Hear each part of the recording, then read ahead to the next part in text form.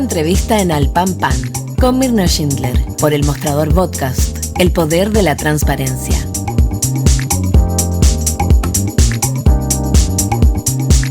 Con Copeuchi Inversiones alcancé la meta del pie para mi departamento. Y no soy experta en inversiones. Te presentamos Nuevo Copeuchi Inversiones, un sitio 100% digital para ayudarte a cumplir tus metas. Invierte en Copeuchi Inversiones desde 1,500 pesos, con bajos costos de administración que se acomodan a tu bolsillo. Es 100% digital, fácil de usar, te acompaña y tienes el completo control de tus fondos. Copeuchi.cl, el sitio donde todos pueden invertir. Infórmese de las características esenciales de la inversión en fondos, las que se encuentran contenidas en sus respectivos reglamentos internos. La rentabilidad o ganancia obtenida en el pasado por los fondos no garantiza que ellas se repitan en el futuro. Los valores de las cuotas de los fondos son variables. Matricúlate para estudiar un posgrado en la Universidad Central. Obtén tu magíster en 1 año y medio de duración con certificaciones intermedias de 3 diplomados. Contamos con un cuerpo académico de excelencia e infraestructura de primer nivel. Puedes conocer nuestra oferta académica online en www.postgradosusen.cl. Postula. Inicio de clases en agosto. Posgrado SUSEN, para los que buscan avanzar. En El Mostrador Podcast continúa Al Pan Pan, la conversación que buscas para comenzar tu mañana. Bien, definitivo, la derecha le negará la sal y el agua al gobierno, titula el newsletter Más Política del Mostrador de Juan Diego Montalva, con quien pasamos a conversar a esta hora, como todos los lunes. Juan Diego, ¿cómo estás? Buenos días. Muy bien, Mina. ¿Cómo están ustedes? Muy bien, gracias por conectarte. Y bueno, partamos por esto último que habíamos conversado, Juan Diego, a propósito de esta entrevista que dio ayer el ministro Luis Cordero, la entrevista a Mesa Central de Canal 13, ¿no es cierto?, donde él dice derechamente el caso convenios, el caso Democracia Viva es a todas luces un caso de corrupción, ¿no? Juan Diego. Sí, es bastante interesante el cambio. Sí, hola, ¿cómo están? Mira, me llama la atención el cambio, o sea, más que el cambio es el endurecimiento del discurso de Luis Cordero. No es solamente Luis Cordero, tomando en cuenta que también la ministra de Interior, Carolina Toá, lo dijo en Estado Nacional de Canal 7, y también lo dijo o lo señaló el ministro secretario general de la Presidencia, Álvaro Elizalde, con lo que se configura un endurecimiento del discurso del gobierno respecto a que ellos, antes de que la investigación termine o dé resultados concretos, ya tildan de corrupción a lo que hizo Democracia Viva. Es indudable que lo que vemos acá es que hay es gracioso porque justamente en la carta de la UDI cuestiona el hecho de que se definan delitos. El gobierno se adelantó también en el caso de Democracia Viva y está señalando que el señor Andrade y su gente habría incurrido en corrupción. ¿Cuál es el tema? Yo creo que aquí lo que hace el gobierno es realmente tomarse de la palabra corrupción y quitársela a la oposición. Como dijimos en el newsletter esta semana, la oposición está en una actitud bastante dura, principalmente la UDI, pero también Evópolis y RN de menor manera, porque RN actualmente está en una campaña dirigente de la mesa de su partido, entonces están un poco más disipados, pero la UDI y Evópolis están muy concentrados en este endurecimiento del discurso, en donde la palabra corrupción es muy clave. Es justamente entonces cuando el gobierno viene y se toma ellos la palabra corrupción y aparece diciendo que ellos son corruptos, ¿me entiende? Hay una intención como primero un desprendimiento de lo que ocurre con Revolución Democrática, ¿me entiende? Y lo que ocurre con Democracia Viva, y luego hay una necesidad de tomar distancia de ellos y decir que son ellos los culpables. Yo creo que hay un cambio que es importante y que vamos a ver cuáles son los resultados que le da. Hay cuestionamientos también en esa posición. Juan Diego, tú en tu newsletter, ¿no es cierto?, haces una especie como de barrido de lo que ha pasado con la UDI, con el cambio de actitud de Macaya, ¿no?, este endurecimiento, ¿verdad? Y tú señalas que aparentemente de aquí a fin de año la UDI mantendrá esta estrategia de negarle, dices tú, la sal y el agua. A ver, cuéntanos un poco más de cómo esto se está desarrollando, ¿no es cierto?, en este partido. Es del interés. Yo empecé este análisis a raíz de que cuando vi el endurecimiento de la UDI, yo pensé que Javier Macaya, el actual presidente de la UDI, había de alguna manera perdido poder, estaba en un proceso de deterioro de su dirección. Sin embargo, cuando hablé con los grandes personajes o la gente que influye o determina el accionar de la UDI, me tocó que todos me decían de que no, este es el mejor momento de Macaya.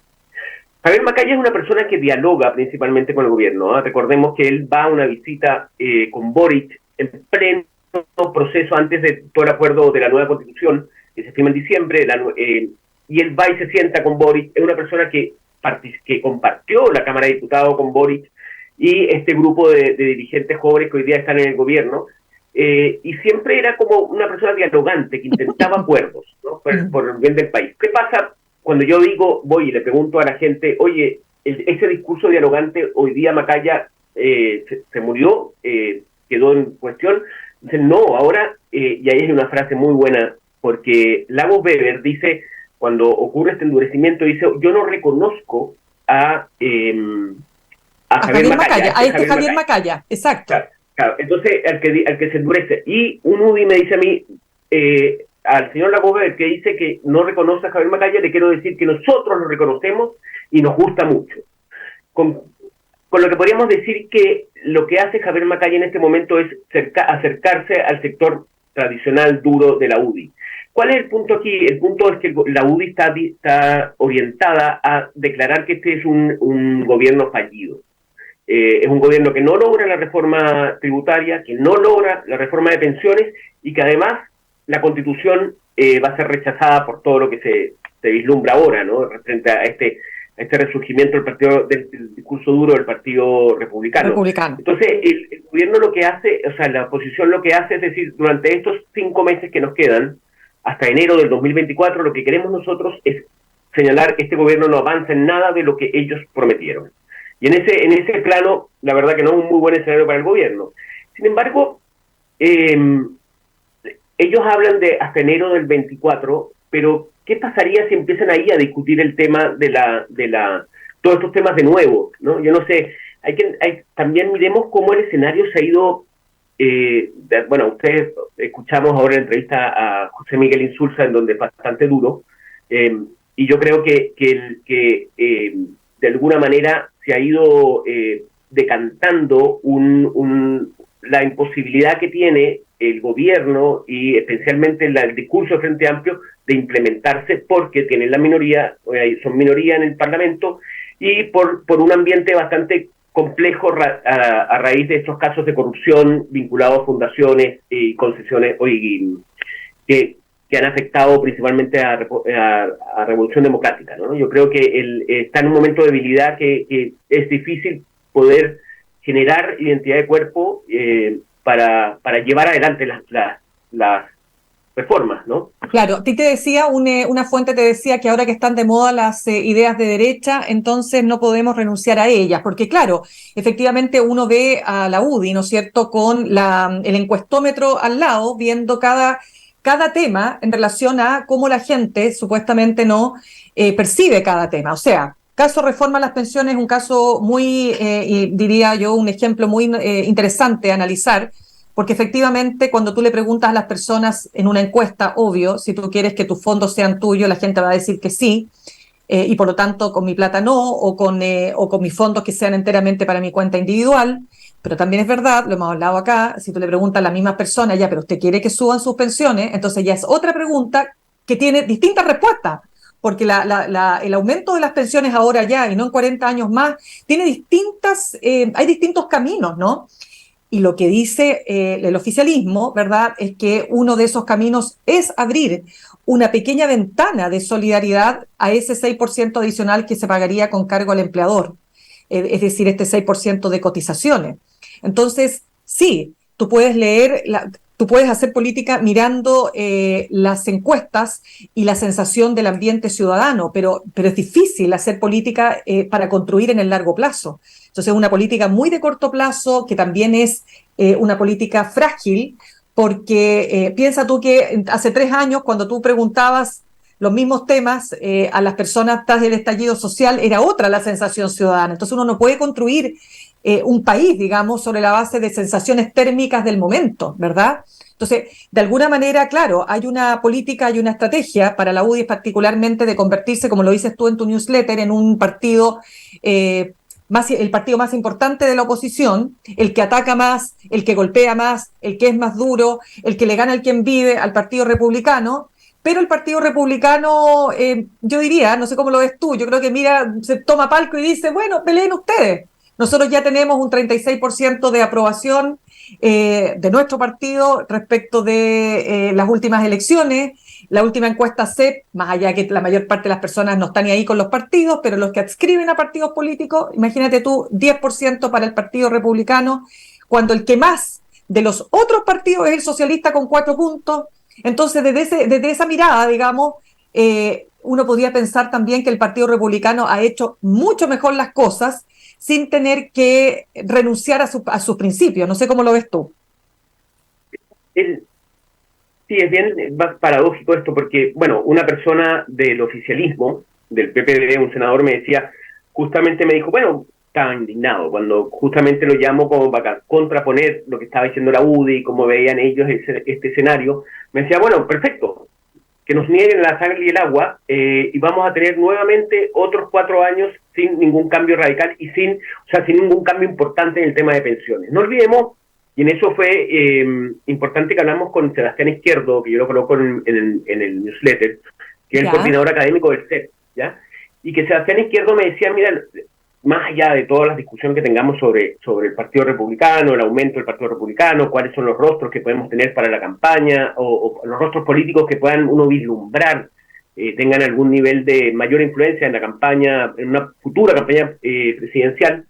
Lo interesante aquí es que el tema de la salud, de la seguridad y las pensiones sigue siendo prioritario y no hay ni una solución a esos temas.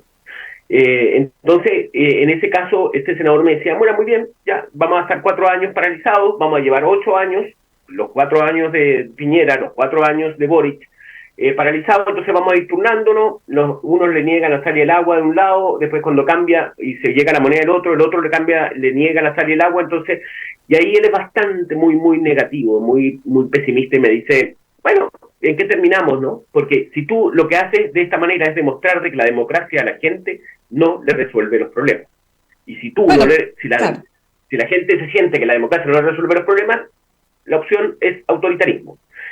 Autoritarismo es la nueva manera que se o está liderazgos viendo populistas, ahora. pues, o liderazgos populistas. Mira, si esto está, oye, sí, lo que pasa, Juan Diego, que esto está ni siquiera escrito, está pasando. O sea, lo vemos alrededor de nosotros en la región, lo vemos en el mundo, es que está claro, pero mira, desafortunadamente, efectivamente los partidos y lamentablemente ciertos partidos, ¿no es cierto?, juegan con una estrategia que a la larga puede resultar muy peligrosa, o sea, es realmente pan para hoy, hambre para mañana. Pero mira, sigamos porque en este río revuelto, ¿cómo queda, por ejemplo, una candidatura como la de Evelyn Matei? Bueno, yo discutí eso con la gente de la UDI y todos reconocen, ellos mismos reconocen que aquí una de las personas que sale perdiendo es Evelyn Matei. ¿Por qué? Porque Evelyn Matei es de la UDI, sabemos, pero para ella es muy importante aparecer como candidata del conglomerado de la derecha, ¿no? De la derecha tradicional. Entonces, sí, de la derecha tradicional, de RN, la UDI y Evópolis, ¿no? De Chile Vamos, que como se llama. Entonces, y ella había gozado de esa homogeneidad que había respecto a estos 3 partidos políticos. Todos eran iguales, y la UDI me decía, bueno, nosotros nunca nos diferenciamos de RN ni de Evópolis, estábamos en ese paquete, ahora estamos logrando diferenciarnos.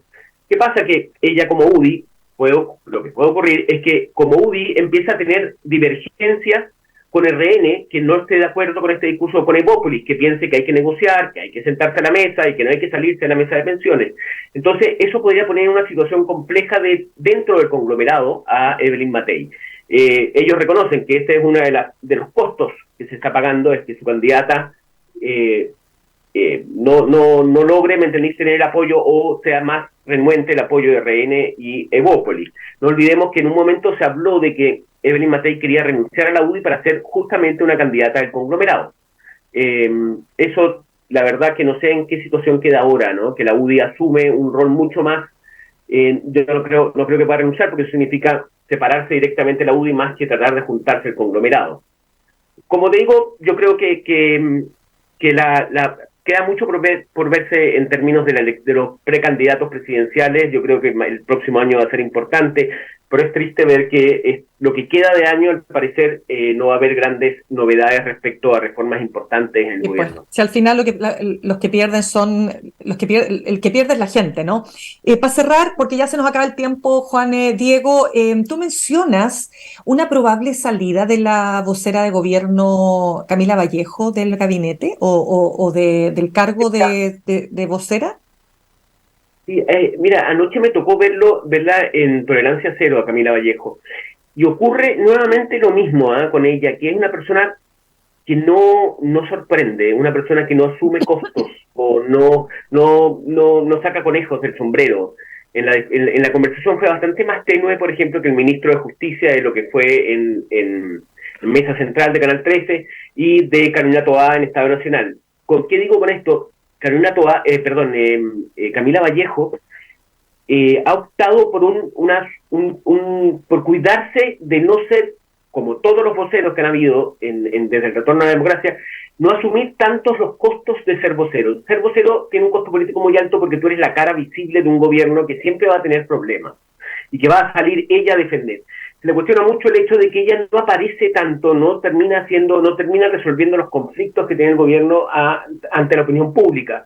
Entonces, incluso dentro del Partido Comunista me dicen, bueno, la verdad que no entiendo mucho cuál es el juego que tiene Camila Vallejo ahora, no entiendo cuál es el objetivo de esta prescindencia de la vocería. Muchas veces hemos visto a Luis Cordero muchas veces hablando más que la vocera, ¿no? Resolviendo las dudas y críticas de la prensa. Entonces, en ese contexto, me dijeron a mí, bueno, aquí hay un elemento obvio, que es que ella no quiere contaminar su posible candidatura, ya sea a senadora o a precandidata a la presidencia del Partido Comunista. Entonces, eso que implica que ella, la verdad, que si sigue con esta posición de mantener distancia con temas muy conflictivos, más vale salir, dices tú, más vale salir de la vocería. Claro, más vale salir y ella capitalizar desde afuera su prestigio. Exacto, muchos han dicho que efectivamente la posibilidad de que Luis Cordero se convierta en el vocero, porque Luis Cordero tiene dos cosas buenas. Bueno, tiene experiencia, no tanto porque porque no ha gobernado, pero antes de esta experiencia política, quiero decir, pero tiene la experiencia del experto en administración. El experto en administración pública, ¿no? Maneja el Estado, maneja la legalidad del Estado, ¿no es cierto? Y además tiene un tono, una manera de expresar, de no evadir ninguna pregunta, tiene un liderazgo, yo creo, y una impronta comunicacional que es muy positiva, porque apagar incendios...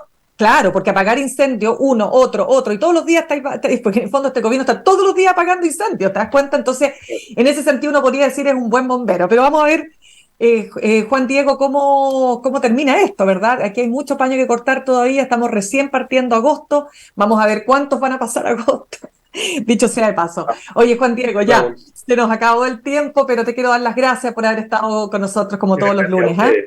Que estés muy bien, ¿ya? Que estés muy bien, Juan Diego. Cuídate mucho. Gracias. Bien, saludamos a esta hora a nuestros auspiciadores. Copeuch Inversiones te ayuda a cumplir tus metas desde 1.500 pesos y con una comisión que se acomoda a tu bolsillo. 100% digital, fácil de usar, te acompaña y con el completo control de tus fondos. Copeuch.cl, el sitio donde todos pueden invertir. Y Universidad Central, 40 años formando personas. Ven a vivir la experiencia USEN para los que buscan avanzar. Posgrados USEN, acreditada y adscrita a gratuidad. Conoce más en posgradosusen.cl. Me despido, los dejo con Fran Castillo, Juntos y Revueltos. Nos reencontramos mañana a las 8 en punto, aquí en Alpampan, en elmostrador.cl. Que tengan un muy buen día. Copeuch Inversiones, el sitio donde todo